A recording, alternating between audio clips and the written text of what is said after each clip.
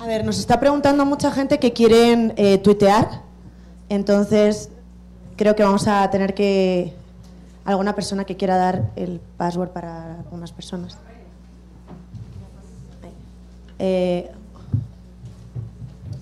Mira, os lo voy a pasar a las que habéis preguntado. Todas por las tuiteras de la segunda fila.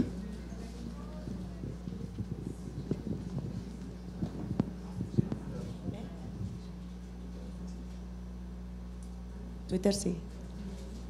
Sí, yo estoy viendo el Twitter que está chispas. Ah, perdón. Yanire, que si vas a dar el password a todo el mundo, no a uno. ¿Está preparado la red del BBVA para todos tus passwords? ¿Hay alguien del BBVA? Sí, es del auditorio. ¿No? ¿No? Te lo damos ahora el password. O sea que no lo vas a dar bien. Muy buenas tardes. Muy buenas tardes. Lo primero que me gustaría decir es muchísimas gracias, Yanire, y a todo el equipo de MED por organizar esto y por el privilegio de poder estar aquí hoy con todas vosotras. En segundo lugar, que veo muchos hombres, y eso es importante, es un evento en el que se reivindica el emprendimiento en femenino y también la innovación social, pero aquí hay muchísimos hombres también para respaldar esas ideas y eso revela un cambio importante.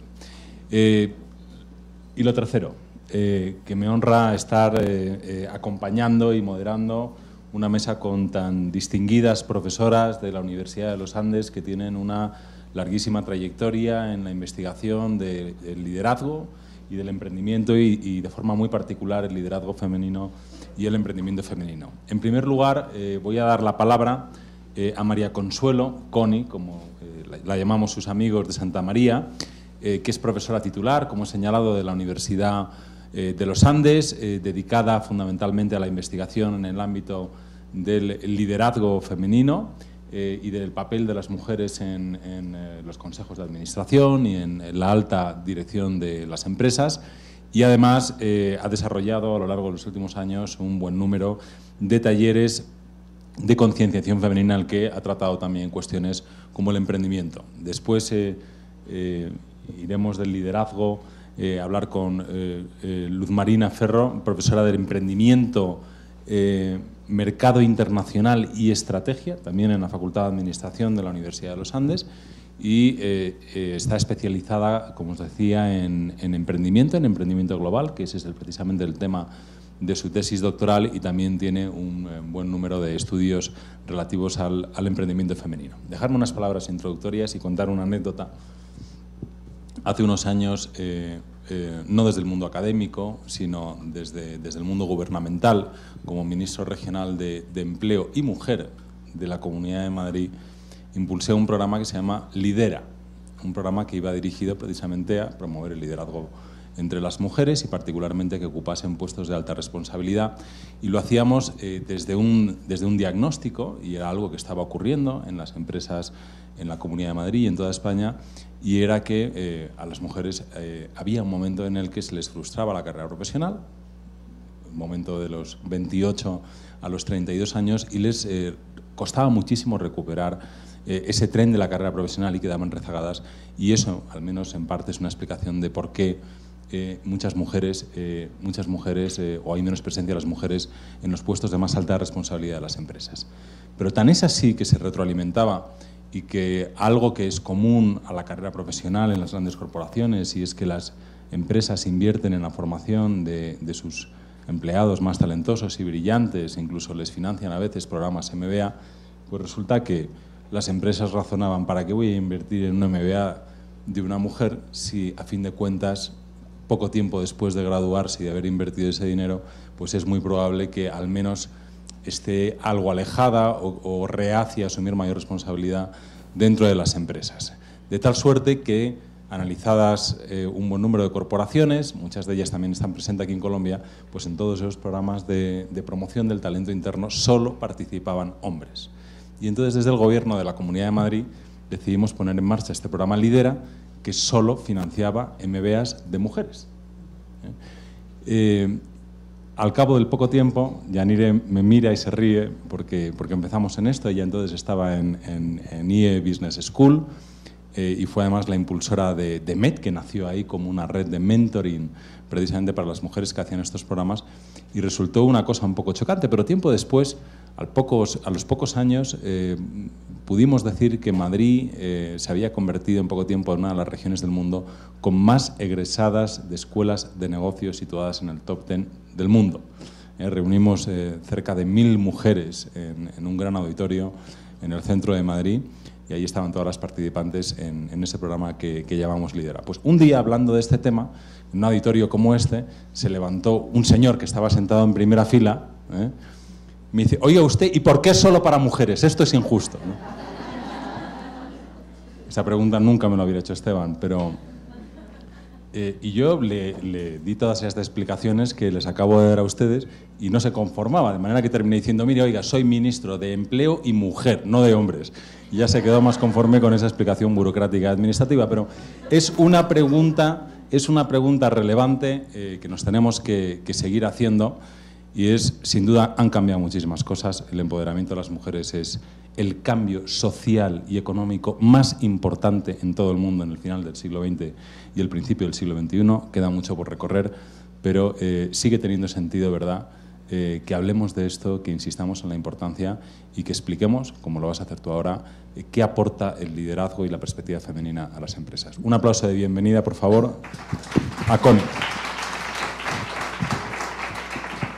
Bueno, yo no sé si voy a poder contestar esta pregunta, pero lo que sí soy una convencida es que no es lo mismo ser hombre que ser mujer. Yo pienso que cualquiera de los que estamos acá puede decir lo mismo o estaría de acuerdo. Sin embargo, las empresas, las organizaciones están armadas para los hombres, ¿sí? Por tradición, por lo que queramos, por creencias. Entonces, pues llegamos las mujeres allí y con nuestra manera de actuar nos comenzamos a sentir un poco extrañas. No es lo que se esperaba. Yo recuerdo yo en puestos de dirección que me callaba ciertas cosas porque como que sentía esto de pronto aquí no cabe bien, o cuando yo decía algo no se tenía en cuenta, pero si lo decía alguien 3 veces, 3 momentos después, qué interesante, qué importante, qué, ¿sí? Entonces, qué brillante. Entonces, pues pienso que hay que seguir insistiendo, para contestar tu pregunta, hay que seguir insistiendo en crear espacios para las mujeres porque entramos tarde. Entonces necesitamos más tiempo para llegar a esto, y ese ha sido mi tema de trabajo, es por qué las mujeres no llegan en la misma proporción que los hombres a posiciones de dirección si ya la brecha de educación cambió, si ya las mujeres tenemos más educación que los hombres, tenemos los MBAs, bueno, lo que sea, ¿sí? Entonces eso claramente ha cambiado. Sin embargo, y ese es mi segundo punto, las mujeres no lo queremos reconocer, quizá por eso mismo. Entonces, como Yanire insistió tanto en sus mails que esto debía ser una cosa interactiva, ¿sí? Yo voy a empezar por pasarles un pequeño cuestionario para que veamos un poco cómo es que ustedes en sus diferentes puestos de dirección en sus empresas, cómo es que lideran. Entonces, yo les voy a ir pasando unas preguntas que tienen la opción de contestar con A o B. Y ustedes van apuntando allí A o B, según lo que sea lo habitual en ustedes. Entonces, la primera pregunta dice: cuando usted está planeando una tarea o un proyecto A, ¿consulta a sus colegas o colaboradores? O B, ¿desarrolla el proyecto solo o sola? Contesten rápidamente. Siguiente. Si le encargan una tarea, usted, A, procede a desarrollarla personalmente tan pronto como puede, o B, llama a un colaborador o colaboradora para que haga la tarea y usted la revisa. Siguiente. Cuando usted ha diseñado un trabajo que otras personas tienen que realizar, usted A, supervisa los detalles antes de entregar el trabajo, o B, asume que está bien y lo entrega como se lo pasaron a usted. Siguiente. En caso de ser necesario, si un empleado o empleada le falta y se requiere terminar un trabajo, usted A, se arremanga y lo hace, o B, consigue a alguien que lo haga. Seguimos con el cuestionario. Cuando se está tomando una decisión en su grupo de trabajo, usted en un momento dado, siendo usted el líder o la líder, busca comprometer al grupo en la decisión a tomar. Esa es A. O B, toma la decisión personalmente, así el grupo no haya llegado a un consenso. Siguiente. De las actividades y responsabilidades de su cargo, a usted A, le interesa todo e intenta meterse en todo con el mismo ánimo y entusiasmo, o B, escoge lo que le gusta y lo demás lo delega. Y última, cuando se trata de delegar, a usted A, le cuesta trabajo delegar porque le parece importante estar segura que las cosas se harán bien, o B, delega y después corrige los posibles errores porque usted sabe que no lo puede hacer todo. Entonces, miren ustedes cuántas A's y cuántas B's tienen. Este cuestionario lo elaboramos basados en las entrevistas y en los talleres, es decir, en lo que las mujeres dicen que como hacen habitualmente su trabajo, y la mayor parte de las mujeres escogen A. ¿Sí? Esto no quiere decir que si los hombres escogen A, tienen un problema. ¿Ok? Quiere decir que las mujeres hacemos el trabajo más bien de esa manera. Yo recuerdo hablarle a Arboleda, la presidenta en su momento del Banco Caja Social, que ella decía, mire, yo tengo 14 vicepresidentes, yo llego los lunes a la oficina, tenemos comité, y yo sé que de lo que se sale de ahí, las 7 mujeres salen a hacerlo, los hombres salen a encontrar quién se los haga. ¿Sí? Bueno, entonces, sí hay una manera, digámoslo así, de que, o sea, nuestra hipótesis en el trabajo que hacemos es que somos distintos y que hay una manera de ser femenina y una manera de ser masculina. Que eso está definido por los estereotipos de género y demás, de acuerdo, pero pues son diferentes. Esa ha sido la hipótesis que nos ha acompañado. Y en el trabajo que hicimos recientemente, entrevistando 162 mujeres en 17 países de América Latina, encontramos algo que preguntaba Esteban acá y que tú decías, y es el principal desafío para estas mujeres, el drama del balance. Es decir, lo que dice Sheryl Sandberg, es decir, hablemos de eso porque lograrlo es más un ideal que una realidad. Y la principal barrera, vencer los estereotipos de género. Es decir, que fíjense que marcamos nuestra diferencia, pero a la hora del té nos complica esos estereotipos. Y una de sus ventajas es su estilo de liderazgo. Sin embargo, el que quería traerles acá, lo pongo rápido porque no quiero tomarme todo el tiempo, este liderazgo de las mujeres, que también lo ejercen los hombres, es el que se llama un liderazgo transformacional. Es decir, ahí están las características del liderazgo transformacional, que busca comprometer, que busca transformar, que convoca el trabajo en equipo, etc. Entonces sí vale la pena insistir en la particularidad de las mujeres, pero como les decía, como los espacios siguen siendo masculinos, pues eso sigue sonando raro, y además las mujeres tampoco es que nos guste, bueno, la niña diferente, pues tampoco es rico todo el tiempo, ¿sí? Queremos pertenecer, queremos ser parte del grupo. Y, espérate aquí, ¿qué consecuencia tiene que las mujeres no nos demos cuenta de que podemos ser distintas o aceptemos esa diferencia? Una es que lo vemos mucho, lo hemos visto con ministras que hemos tenido acá desde el gobierno Uribe para adelante, sobre todo, que nos volvemos hombres, nos comportamos como los hombres, porque pensamos que eso es lo normal, y no nos hacemos valer, ¿sí? Lo que les decía, uno se queda callado, no aporta, no trae a cuento, porque suena raro. Y terminamos acomodándonos y perdimos todos, porque en la diferencia, la famosa innovación de la que se está hablando acá, se da en la diferencia. Yo recuerdo un profesor, yo soy psicólogo, un profesor que decía, mire, uno siempre tiene que tener un loco por ahí, porque ese es el que te mueve a pensar distinto. Si todos somos iguales, pues entonces, si las mujeres nos acomodamos a ser iguales, ahí perdimos todos. Entonces la propuesta es que validemos nuestro liderazgo, para eso hay que generar esa conciencia, que es lo que hacemos en nuestros talleres, y aprovecho para promoverlos. Que nos reconozcamos como diferentes. Y le paso la palabra a Luz Marina, porque si no, no la dejo hablar, ni a ti. Bueno, muchísimas gracias. Tienes toda la razón. Fíjate, os voy a presentar a dos personas. Yo soy el presidente del Centro de Emprendimiento e Innovación de IEP. Letras, por favor, profesor de Letras, saluda. Es el Managing Director del Venture Lab. Y ahí tenéis a Liz. Liz, levántate, por favor. Liz Fleming, que es la Deputy Managing Director. Es la tercera en el escalafón, pero la auténtica líder. Un aplauso para Liz.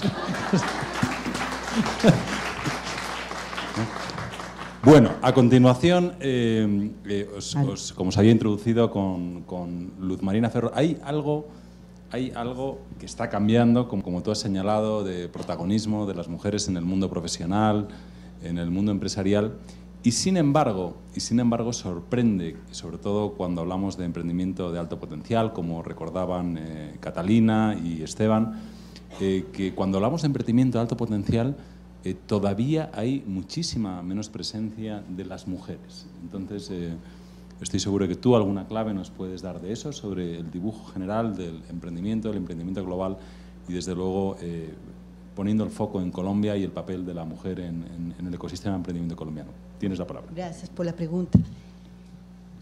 Para la reflexión de hoy estuvimos pensando con Connie cómo la ilustramos. Connie escogió la forma interactiva.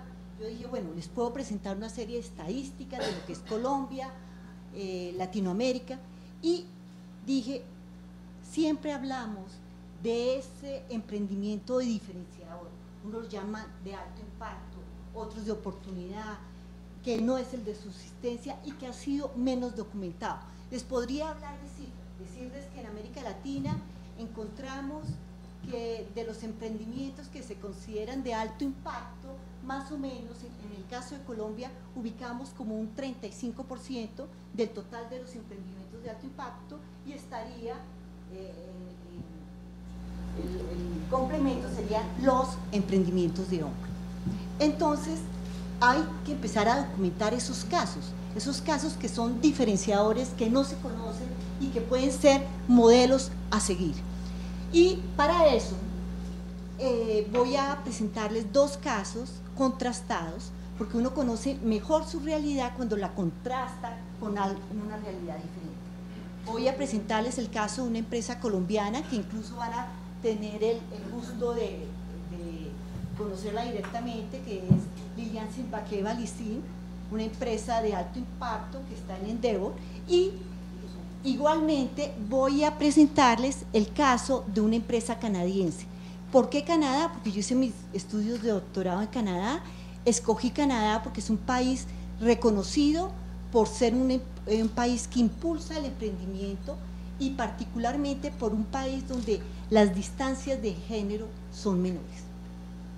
Entonces allá encontramos emprendimientos de oportunidad, digamos, similares a los emprendimientos tanto en hombres como mujeres. Y pasamos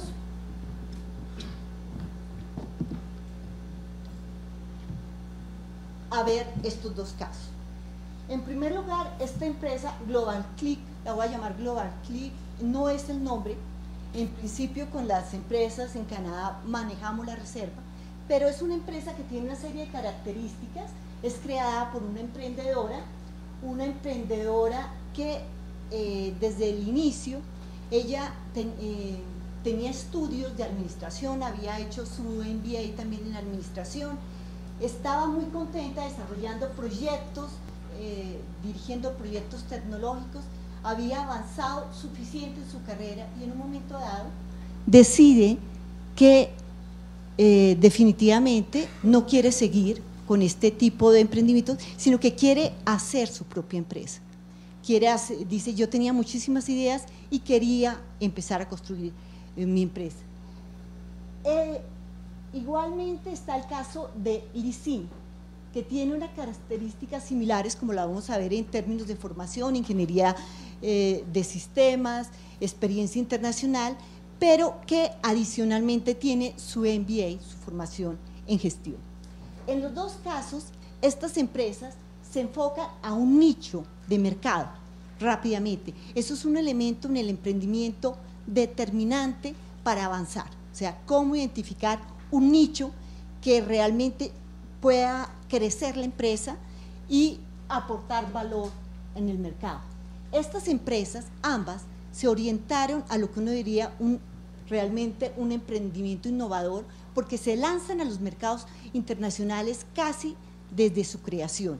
En el caso de Global Clear lo hace a partir del segundo año, en el caso de Lysin desde el cuarto año empieza a orientarse al mercado internacional y logran rápidamente avanzar en estos mercados. Esto estamos diciendo, realmente son innovadores.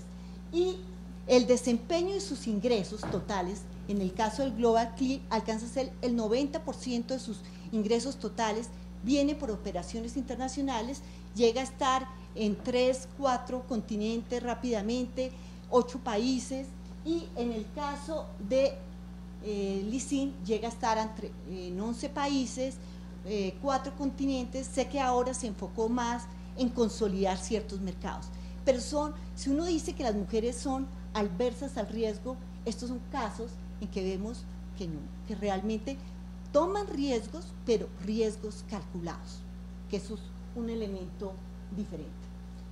Estas empresas actualmente están más orientadas hacia el crecimiento y no lo hacen solas, lo hacen acompañadas de redes de conocimiento. En este caso, Global Clear se acompañan de una red que es Croissant Quebec Teatro, Tecno, y en el caso de Lysin, de Endeavor. Entonces, definitivamente se orientan más hacia el crecimiento. Cuando vamos a ver las emprendedoras, tienen su experiencia de gestión, tienen su experiencia internacional hacia el crecimiento y no lo hacen solas, lo hacen acompañadas de redes de conocimiento. En este caso, Global Clear se acompañan de una red que es Croissant Quebec Teatro, Tecno, y en el caso de Lysin, de Endeavor. Entonces, definitivamente se orientan más hacia el crecimiento. Cuando vamos a ver las emprendedoras, tienen su experiencia de gestión, tienen su experiencia internacional, ellas lo resaltan. Cuando uno dice qué es lo que las motivó a hacer empresa, definitivamente la motivación para hacer empresa fue, mire, nosotros queríamos aportar algo diferente. Vamos a ver cómo nos lo resalta cada una de ellas. En el caso de Global Clear nos dice, mire, cuando yo estaba en el periodo de maternidad, de licencia de maternidad, en mi segunda licencia de maternidad, empecé a sentir que tenía tiempo de reflexionar, además de mi hijo, en temas personales, y dije, no, yo no quiero seguir volver a mi empresa, y comencé a hacer mis actividades normales que hace una madre, tomarle fotografías a sus hijos. Y lo más interesante es que tomando fotografías, intentando compartir las fotografías con su familia, sus amigos, se dio cuenta que las aplicaciones que habían en el mercado no funcionaban, ella como conocía algo de tecnología, dijo, mire, esto se puede hacer algo mejor, hizo un plan, un proyecto rápidamente y empezó como un business plan rápidamente y a tener contactos con posibles clientes. Enseguida se ofreció el proyecto y a todos les interesó. Lo que es interesante es cómo ella hizo conexiones. Aquí estamos viendo que su actividad como madre, que era tomar fotos a sus hijos, hace rápidamente conexiones en que se puede proponer como un proyecto de valor diferente en el mercado. Y rápidamente el proyecto fue apoyado y se volvió un proyecto, en este momento es el que marca la diferencia en el mercado a nivel global. Es una empresa totalmente global, se dirige a los mercados internacionales y no tuvo, digamos, limitantes. Al principio se financió con recursos propios, recursos de la familia también que la apoyaron, y esa fue la consolidación de su empresa. En el caso de Lysin, también, ¿cuál es la motivación para hacer empresa? Si uno va a escarbar un poco la historia de esta emprendedora, encuentra que hay raíces emprendedoras, incluso su bisabuela había sido emprendedora, ¿sí? Manejaba toda la cadena, estaba metida, son casos que no se documentan en la historia.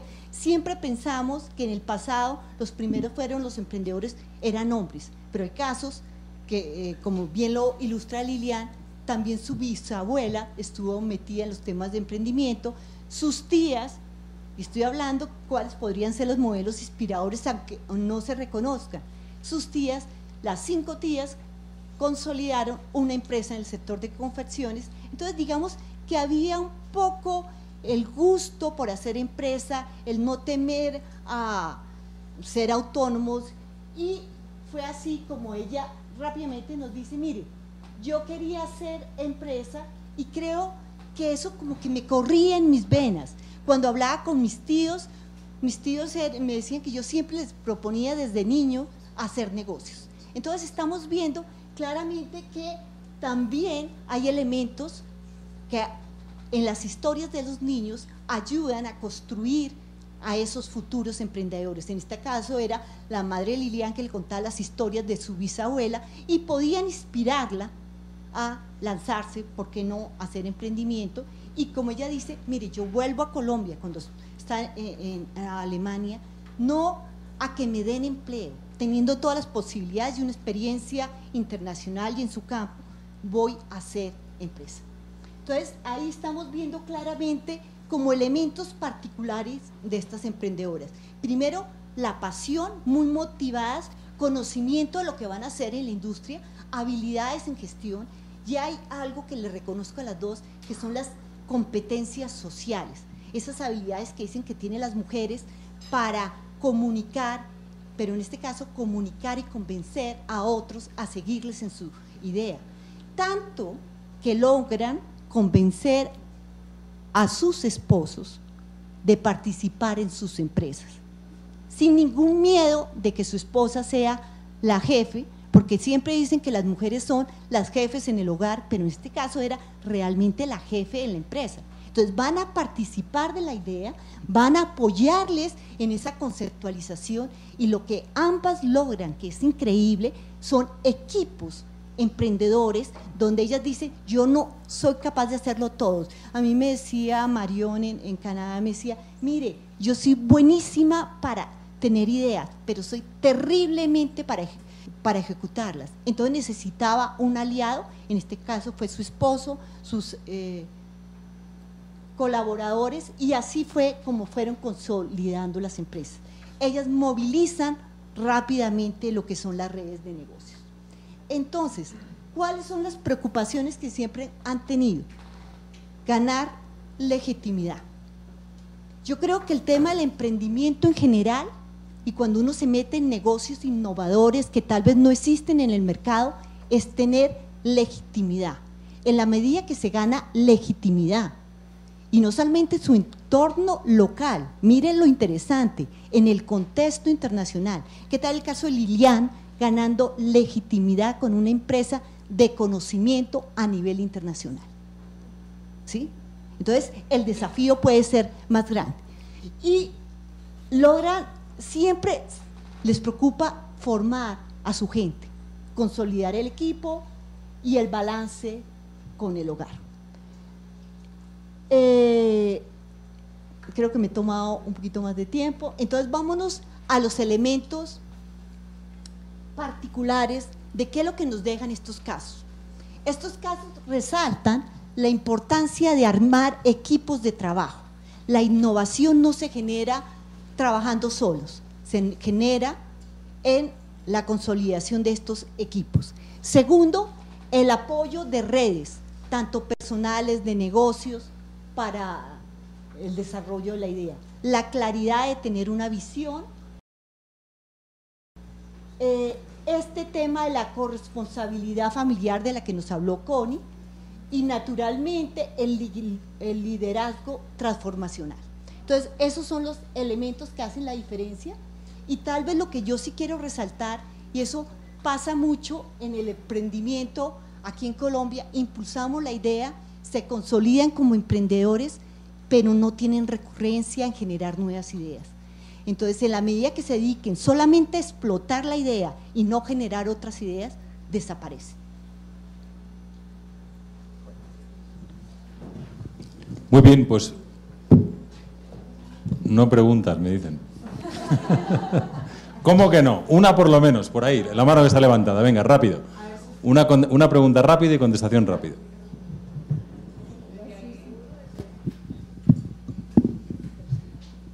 Yo soy Susi Silverman, soy coach y mentor de MET y estoy feliz de escucharte, Connie, aquí.